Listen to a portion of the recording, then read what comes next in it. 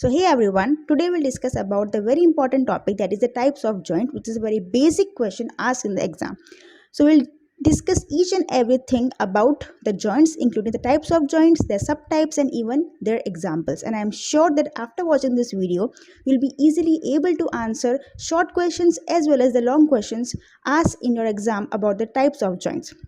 So very basic thing, first of all, how many types of joints are present in the body? So we have three types of joints present in our body, that is the fibrous joint, cartilaginous joint and the synovial joint. So the first type of joint, it is the fibrous joint. Over here the bone is directly connected to the other bone. Bone to bone connection, it is the fibrous joint. So over here it has further subtypes, which includes first of all the suture or the synovial type of fibrous joint. So over here, as you can see, one bone is connected directly to the other bone and some sort of line you can see in between, which appears as a suture. So its name is suture or the synovial type of fibrous joint. The best example over here, it is the rostrum of the sphenoid bone connected with the upper border of the femur. Okay, now next is the next subtype, it is the syndesmosis. Over here the bone is connected with the other bone by an interosseous ligament. So the examples includes the middle and the inferior tibiofibular joint and the middle radioulnar joint. Remember this thing, middle radioulnar joint. So middle and the inferior middle and the inferior tibiofibular joint, and only the middle radioulnar joint are the example of the syndesmosis interosseous ligament type of fibrous joint. Now third subtype, it is the gomphosis. Over here there is peg and pocket joint. Now what is peg and pocket joint? The example includes teeth and the gums. As you can see, the teeth and the teeth is fitted inside the pocket. So teeth is the peg and the gums are the pocket. So gomphosis type of fibrous joints. So three subtypes of fibrous joints, which are the suture, syndesmosis and the gomphosis. Simple. Now next is the cartilaginous joint. Now further, the cartilaginous joints also have subtypes. First of all, synchondrosis. Synchondrosis is also known as the primary cartilaginous joint. Over here, the most important thing is in synchondrosis, the bone is connected to the bone, but in between there is hyaline cartilage present. Bone, hyaline cartilage, bone, or bone, hyaline cartilage or bone, either of them is there. Okay, and the next subtype includes the symphysis or the secondary cartilaginous joint. So over here the bone is connected with the other bone, but in between there is presence of hyaline cartilage, fibrous cartilage, hyaline cartilage and then bone. Okay, so just remember this sequence in the symphysis and this sequence in the synchondrosis. So you'll be easily able to remember the examples and even the what this joint actually means. So now we'll discuss in detail and the examples about the synchondrosis and the symphysis joint. So first of all, synchondrosis or the primary or the hyaline cartilage joint. Why we're calling it hyaline cartilage? Because we just saw that over here in between the two bones there is hyaline cartilage present. That's why. Okay. Examples includes the joint between the epiphysis and the diaphysis of the growing bone, spheno-occipital joint, first costosternal joint, and the costochondral joint. Now why is this hyaline cartilage is present in between these two bones? It is present just to protect the two bones from friction. This particular hyaline cartilage acts as a cushion in between the two joints and thus reduces the damage that occurs by the friction between the two bones. Simple. Okay. Now next is the secondary or the symphysis or the fibrocartilaginous joint. As I told you before also that as in between the two bones there is fibrous cartilage present in the symphysis type of cartilaginous joint. That's why we are calling this secondary or the symphysis joint as the fibrocartilaginous joint. Simple. Now the example includes pubic symphysis or symphysis pubis, symphysis menti, intervertebral joint, manubriosternal joint and the siphisternal. Now over here as you can see, these are present in between the vertebrae. Okay, so this fibrocartilage actually acts as a very good shock absorber and reduces the chances of any sort of damage between the bones. It acts as a good shock absorber. Also, it provides stability and flexibility as well as strength to the bone by distributing the load in between the bones. Now, the synovial joint. Now, what is the meaning of synovial joint? Over here, as the name says, in between the two bones, there is presence of the synovial cavity. That's why it's known as the synovial joint. Plain type of synovial joint, hinge type, pivot, condylar or the ellipsoidal, saddle and the ball and socket type of synovial joint. So we'll discuss about each and everything over here. So first of all, the plain joint or the gliding joint. So what does this means? First of all, plain joints, as you can see over here, what happens is the articular surfaces over here are nearly flat.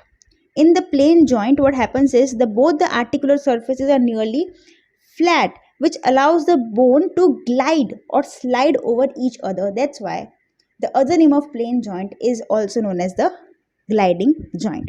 So example includes intercarpal joint, intertarsal joint, zygapophyseal joint. Now what is the zygapophyseal joint? It is the facet joint over here.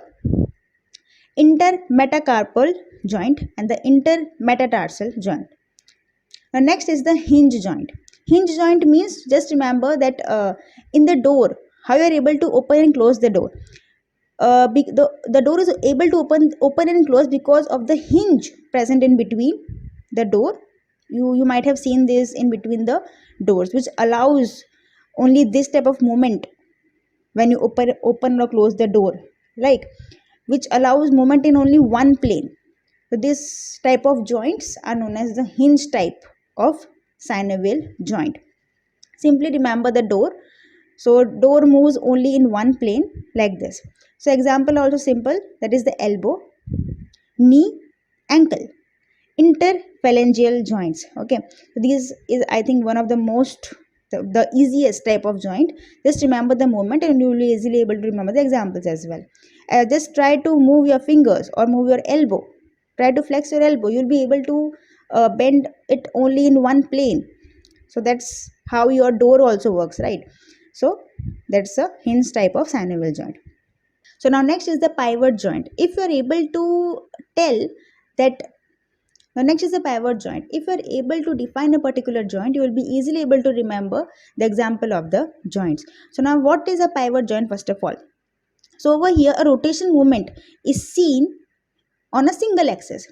Okay, what happens over here? One bone is cylindrical or round and the other is somewhat ring type. And this one bone causes rotational movement on a single axis with the other bone.